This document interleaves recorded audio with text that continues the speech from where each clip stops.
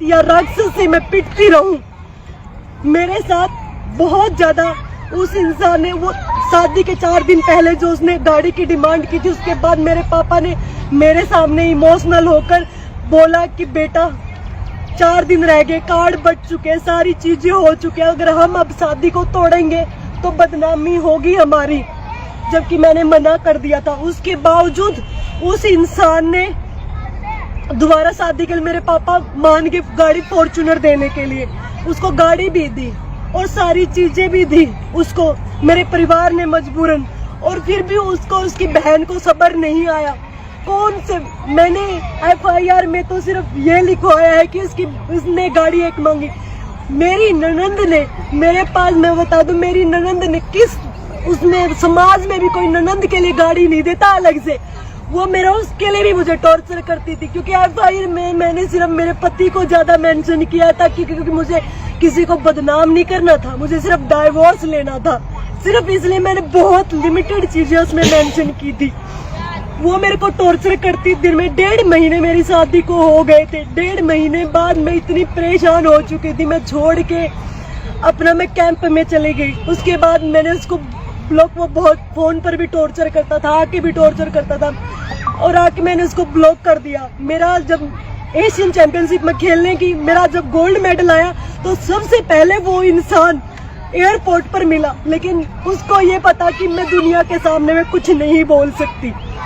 वो इंसान वहाँ ये दिखा रहा कि वो मैं इतना सपोर्ट करता हूँ। मुझे पता है कि उसने क्या चीज मेरे साथ की और क्या वो कर रहे हैं। वहाँ पे जाके इसके बाद बात आती है, जैसे हम आ रहे थे या भी चुनाव से पहले की, चुनाव से पहले जैसे इसकी ये हर रोज की बातें बढ़ती गई। मैं दूर रहती, मैं कैंप में रहती थी, सारी चीजें। अब चुनाव से पहले हम चंडीगढ़ से CM साहब से मिलके आ रहे थे, हम गाड़ी में थे, और हमारी इतनी बातें, मतलब जैसे वो मेरे को टॉर्चर करता था, सारी चीजें होती थी, मेरे से असहनीय हो गया था। आते टाइम उसने गाड़ी में भी मेरे साथ मारपीट की। जो सबूत मैंने अपनी, जो हिसार पुलिस है उसको भी सारे सबूत दिए हुए हैं, मेरे साथ मारपीट होने के भी। उसने मेरा गला दबाया और मेरे को मारने की वहाँ कोशिश की। मैं उसमें भी मैं भीख मांग रही हूँ कि मुझे छोड़ दे, तुम इसलिए मेरे को टॉर्चर कर रहे हो कि मैं शर्म के मारे, मेरी माँ बाप की इज्जत के मारे तेरे से भी मैं डाइवोर्स नहीं ले सकती, इसलिए तुम मेरे को इतना ज्यादा टॉर्चर कर रहे हो। तो फिर उसने मेरे को छोड़ा नहीं और मेरे को वो टॉर्चर करता रहा।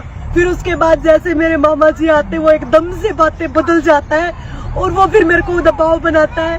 वो ऐसा इंसान है, बोलते बोलते एकदम से चेंज हो जाता है, इतना साइको आदमी है वो। मुझे पता है कि एक बार जब उसको रोने के लिए बोल दिया जाए, जब भी वो रो देगा, जब उसको उसे रोते रोते हंसने के लिए बोल दे, रो के हंसता रहता है। मेरे को मार मार के वो आदमी हंसता था। मुझे नहीं पता, मुझे नहीं लगता कि कोई नॉर्मल इंसान किसी को दर्द देके खुश होता होगा, मुझे नहीं लगता कोई, क्योंकि नॉर्मल इंसान किसी के दुख में दुखी होता है, सुखी नहीं होता है, हंसता नहीं है। वो मेरे को मार मार के हंसता था। तो चुनाव से पहले जो चंडीगढ़ से हम आ रहे थे, उसने मारपीट की। मैंने जाने से घर वालों को सख्त मना कर दिया था। और मैं आपको बता दूं, उससे पहले 2022 में मैंने सुसाइड अटेम्प्ट किया था उस इंसान से, इतनी परेशान होकर, और उसके बावजूद भी फिर भी मैं उस इंसान के साथ रही, क्योंकि मेरे घर वालों का दबाव इतना ज्यादा था मेरे ऊपर कि मेरे घर वाले भी ये बोलते थे, कोई नहीं बेटा बसा ले, कोई नहीं, आदमी सुधर जाते, नहीं वो होगा, कोई बात नहीं बेटा। पंचायतें हुई, हजारों पंचायतें हुई हमारी, और उन पंचायतों में हमेशा मेरे को बोला जाता था कि मैं ना बोलूं, मैं चुप भी रही। मैंने उसके जुल्मों के खिलाफ आवाज उठाना भी बंद कर दिया। मैं बैठकर कोने में मैं माता रानी का नाम लेती रहती ना, तब भी वो इंसान मुझे छोड़ता नहीं था, तब भी मुझे बुरे तरीके से मारता था। एक चाय पीती थी ना, उससे आवाज आ जाती, जब भी वो इंसान मुझे बुरे तरीके से मारता था। वो ऐसा इंसान, मुझे नहीं लगता कि कोई नॉर्मल इंसान ऐसे किसी के साथ जाती कर सकता। ये सब चीजें मैं बर्दाश्त करती रही, ये, और मेरी बर्दाश्त की सब चीजें बाहर हो गई। इलेक्शन के बाद अभी 27 तारीख को भी और उससे पहले मारपीट मेरे साथ हुई, तो मैं सब चीजों से मैंने सुसाइड अटेम्प्ट किया और उसमें मैं बच गई। और मेरे घर वालों ने मेरे को बोला कि अगर तुम मर गई तो हमारे पास अब क्या है, तो उन्होंने बोला कि कोई नहीं बेटा तू छोड़ दे, अब हम तेरे को कुछ नहीं कहेंगे। इलेक्शन से पहले मेरे घर वालों ने मेरे को ये बोलकर भेजा था कि अब उन्होंने, उसके दोस्तों ने और उसने और जो पंचायती जो आदमी थे उन्होंने मेरे को विश्वास दिलाया कि ये तेरे साथ मारपीट नहीं करेगा। उन्होंने विश्वास दिलाया और बोले अगर मारपीट की तो मैं तुम्हें डाइवोर्स म्यूचुअल कंसेंट से दे दूंगा। उसने ये बात की हाँ भरी, तो मैं उसके साथ में गई, लेकिन वो बिल्कुल भी सुधार में नहीं आया वो इंसान। उसने वही रवैया रखा और मैंने दोबारा जब सुसाइड के लिए अटेम्प्ट किया उस टाइम मेरे घर वाले भी टूट गए।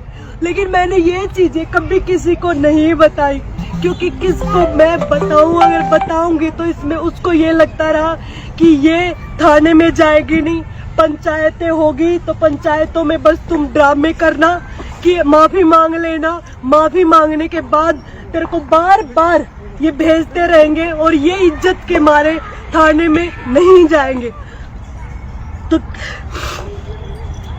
तो उस इंसान ने, उसके लिए मैंने 11 तारीख को हमारे एसपी हिसार को बोला सर मुझे इस इंसान के साथ नहीं रहना, मुझे इससे एक फूटी कौड़ी नहीं चाहिए, मुझे चाहिए तो इससे एक तलाक, और जो मेरा सामान है मुझे सिर्फ मेरा सामान चाहिए, मुझे इससे कुछ भी नहीं चाहिए जो मैं लेके गई हूँ। वो सामान की भी मैंने लिस्ट दी, आधी दी हुई, मैंने वो भी पूरा नहीं दिया हुआ, मैं आपको बता दूं। मैंने सिर्फ ये चीज बोली और मेरे को 1.5 महीना हो गया, मेरी इसके ऊपर कोई कार्रवाई नहीं हुई।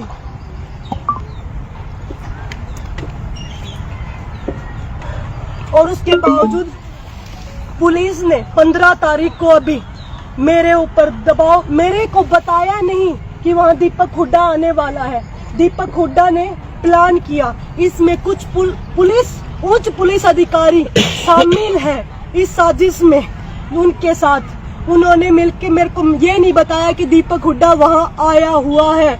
उन्होंने मेरे को डॉक्यूमेंट्स के बहाने वहाँ पे बुलाया, जबकि मैंने सारी सब चीजें दे चुकी थी मैं। और फिर वहाँ बुलाकर मैंने उनको ये बताया था कि जब दीपक हुड्डा मेरे सामने आता है, मेरी तबीयत, वो मेरे को बोलता है कुछ, अब मैं उसकी आवाज़ सुनती हूँ तो मैं इतनी ज़्यादा परेशान हो चुकी हूँ, मैं इतनी डिप्रेशन में हूँ कि मेरे को पैनिक अटैक्स आते हैं। और वो इंसान आया और वहाँ उसने ऐसे ही गंदा गंदा बोलना स्टार्ट किया और उसने मेरे को एक वीडियो दिखाया फ़ोन में, और वीडियो को देखने के लिए मैं बोला कि दिखाओ कहाँ है वीडियो। मैंने उसके हाथ से सिर्फ फोन लेने के लिए वो किया था और उसी ने, सिर्फ ये बात हुई थी, वहाँ पे पुलिस वाले भी, सब चीजें थी, वहाँ का सीसीटीवी कैमरा रिकॉर्ड आप निकलवा कर दे सकते हो। वहाँ मेरा पापा और मेरे मामा तो अंदर मौजूद भी नहीं थे, जिनका इन्होंने नाम भी लिखवाया हुआ है इस FIR में। झूठी FIR उसने कटवाई, झूठा मेडिकल जाके करवाया। मैं